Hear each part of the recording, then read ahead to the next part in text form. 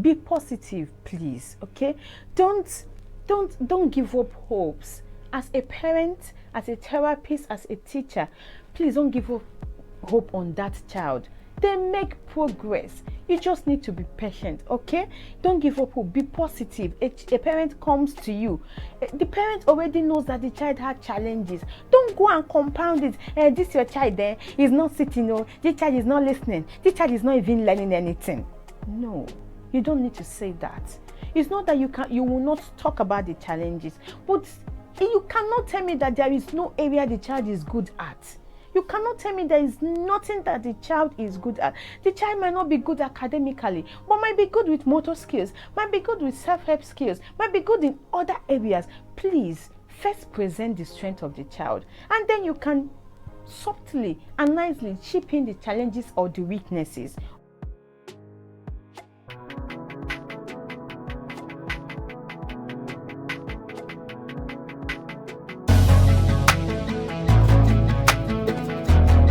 Hey guys, welcome back to my YouTube channel. If this is your first time of seeing my face, you are welcome. Thank you for stopping by to watch my video. If you're a returning subscriber, thank you so much. I really appreciate. So this is gift as always, right? So in today's video, I'll be talking about 10 qualities of a great therapist. Yes, did you hear me? If it sounds like something you would like to listen to, please sit down. Let us dive right in. So, the first on my list is empathy. Empathy is a must as a therapist, as a facilitator, okay? As that person that works with children with special needs or additional needs. You have to be empathetic, yes. You need to feel, you need to put yourself in their shoes. Put yourself in the shoes of their parents and see and understand how it feels, okay? So a child that is screaming, that is hitting his head, do you think that if everything is normal, he's going to scream when he's going to hit his head somewhere or bang his head? I don't think so. So please try as much as possible to wear that shoe. Understand that they are not just doing it. There is something going on. You might not see it, but there is something going on that you are seeing those behavior. So just calm down, okay? When the parents come to you to ask for things, please be kind enough, be polite enough to answer them. Right? They need answers to so many things. Some of them are just experiencing this for the very first time. They have so many questions. They are curious. They want to know. And remember, sometimes the children are just making baby progress. They put in a lot of effort and then they see baby progress. Some of them are not talking yet. They are not communicating yet. So the parents, it's normal for them to come to you with so many questions. Don't be in a haste. Don't be rude. When parents come to you with questions, some of them will come, like a quarrel. Calm down, okay?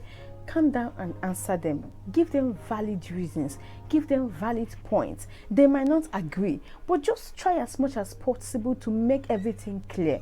To tell them, see, it is not magic. We are going to put in our best. I'm going to put in my best. Look at this, look at that, look at that, look at this. That is, they are what I'm doing to achieve this goal. You too, you need to help and support. So you do also this, continue with this from your own end. Let us all work together. With working together, we will achieve better results, okay? So try as much as possible to be calm, carry them along with what you are doing. Answer them when they ask you questions nicely, okay? Know that this is their child they are talking about, okay? No parents want to, give birth to a child and the child has challenges and all of that, but it has happened, okay? It's not their fault, it's nobody's fault, and they have come to stay. So the only thing we can do is to support them, both the child and the family, as much as we can. All right, so that will lead me to the second one, which is patience. Please, patience is really a virtue. You need to be patient as a therapist. You have to be patient in everything with the child you are working with. See, some of them take time to process information. All right, I'll give you an example. You might say, stand up. You've said stand up, right? The child received the input, which is your instruction. The child is trying to process your instruction, okay, so that he will or she will get the appropriate feedback for you. All right, but you are not patient enough. You've given another one. You've been in a space of 3 seconds, you've given 10 instructions. So the child is confused. You are not patient enough. If you are patient enough, you will see that the child might actually accomplish what you want him or she to accomplish, right? But it needs time. It needs time. When you are teaching a new skill, it needs time. It takes time for them to assimilate, come in terms with it, understand it, generalize it. Okay, so remember, it is step by step. So don't be in a rush. You're not watching to somewhere. See, your goal should be as specific as possible. Okay, I know sometimes parents want you to work on so many things, but make sure you let them know the reality. This is what you are working on. If you are working on number 1 to 5, make it clear that it's 1 to 5 you are working on for this duration of time. Okay, so all of us need to work together. We need to be patient also. Okay, so we put in all the appropriate materials, all the appropriate strategies that we need to achieve this, and then we hope for the best. All right, so don't be in a haste. Stand up, please stand up. Some of these children, some of the children living with autism, when you tell them, when you watch them like that, you throw them off balance. They start to display some unsettled behavior, some restlessness, and you are asking, what is happening again? Well, you are the one that caused it. You did not give that child ample time or enough time to process your information, to give out what he or she has. You are not allowing the child to show you what he or she has inside before giving that prompt, before giving assistance. When you give an instruction or you give a task, try to wait, try to sit back and see if the child knows or has a skill already. You prompt when you see that the child does not have the skill, or you know already that the child does not have the skill, does not understand, so you want to do errorless teaching. It's different, right? So, but if you are new, you don't even know the child, give that instruction, give that task, and observe if the child can make a move, and then you know where to come in to give your prompt, right? That will lead me to the third point, which is being knowledgeable. Be knowledgeable. As a therapist, you cannot have enough. You can't know it all. You need to read. You need to make research. The truth is, even the children you work with will teach you. Okay, so you see new behavior. Okay, it's, in fact, the time you think you know all, something will just come up, and you need to read. Don't be that therapist that is too satisfied. You don't want to only recycle the knowledge you have since 2020, since 1990. You are just recycling the knowledge. Yes, knowledge is, your previous knowledge is okay, but try as much as possible to improve. Read, make research, ask questions, go to seminars. Okay, read, try to improve yourself. Years are passing by, new technologies, new strategies are being developed, so try and carry yourself along, okay, so that you don't look old or old-fashioned. The techniques you are using or you are applying are already out of date, but you don't even know because you are not reading, you are not making research. Ask people, team up, okay? Speak to your colleagues that you know what they are doing. Talk to them. You see, this is computer age. Go online, read, make research. If you are listening to this, you're already making a research. You are already, getting information and knowledge. So, as a therapist, please don't always remain in your comfort zone. Always step out.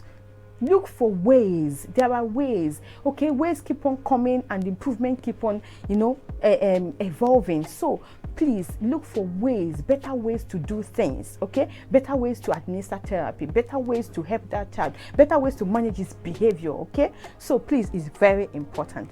Having said that, that will lead me to my number 4.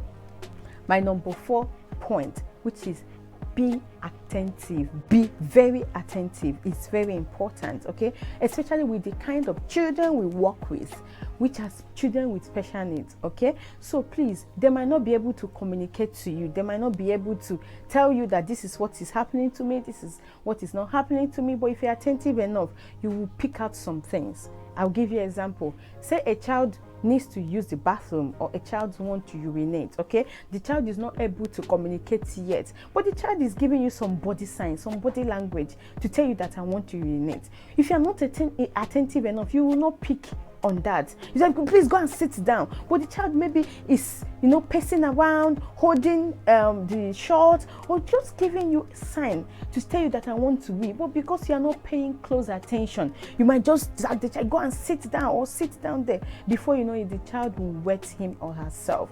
But it's something that if you had paid attention to, you'll be able to identify that, oh, it's like John wants to wee, or he wants to use the restroom, and you can help him out, or you can supply him with the right words to use. Okay, so please, it's very important that you pay attention. Pick up those little things. Pick them up. They can help you with the bigger picture. They can help you to solve the puzzle or unravel the reason behind that behavior. Okay, so I'll give you another example. Okay, I was working with this child years ago. So apparently we went on an outdoor activity. So after the outdoor, we finished. So I asked him to put on his shoes. He wore his shoes, but after he wore his shoes, he wore everything together. He didn't wear it properly. So the flap of the shoe also was tucked in. So he tucked everything in, and I was not observant enough to look at what he did. We just went back inside.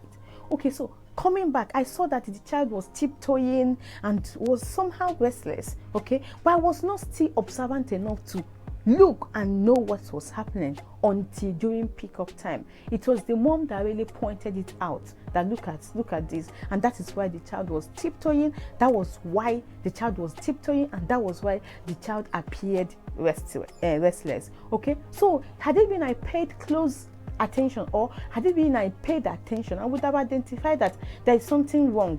This child that is tiptoeing, that does not used to tiptoe, all of a sudden start to tiptoe, there is something wrong. So it's very important that you pay attention as a therapist. Please pay close attention. Why is that child teary? Why is that child all of a sudden zoning off? What could be the reason? Because you need to know the cause, so that you could put the appropriate consequences or the appropriate strategies to help is to curb the behavior or to increase the behavior. Okay, so it's very important that you pay attention to the child behavior, everything about the child.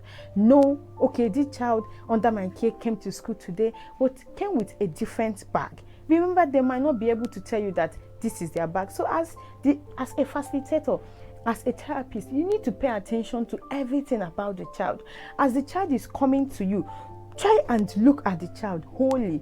Try and look, is there any scratch anywhere? Is there any wound anywhere? Is there any bump anywhere that I need to quickly notify the parents before they get to me and say, we noticed this and that, and apparently it happened at home. But because we were not able to identify it at the point of receiving, they might say that they might not even know that it happened at home, or it happened during transition, or it happened on their way to school. Okay, so it's very important, right? It will save you a lot. Yes. So having said that, I'm going to move on to my number 5, which is being curious. Curiosity. I will tie curiosity and being knowledgeable, because curiosity will lead you to want to know, want to read, want to research. Okay, so be a curious therapist that want to know, why is this happening? I want to know, why is this happening? Why is this child not talking? What could be the reason why the child is not talking? Okay, am I using the right material? Am I giving the right instruction? Am I giving the right support? Is there anything I need to change in this environment to help the child adapt better? Is there anything I need to do to help the child to talk? Do I need to speak to the parent? Do I need to read about this condition? You need to be curious. You need to ask questions. Ask questions. Your questions will lead to answers. So ask questions, but please direct your questions to the right people. Okay? It's not everything the internet gives you want to swallow. No. Try as much as possible to ask people that have enough experience. Okay? So when you get those information, discuss with your colleagues, discuss with people that have more experience than you. Okay, so you can come up with something concrete. Try to share your worries, your fears, and all of that. Somebody must have gone through that also. The person might give you a solution or something he or she did that worked with his or her client. Okay, so by so doing, get a better and a faster result. All right, so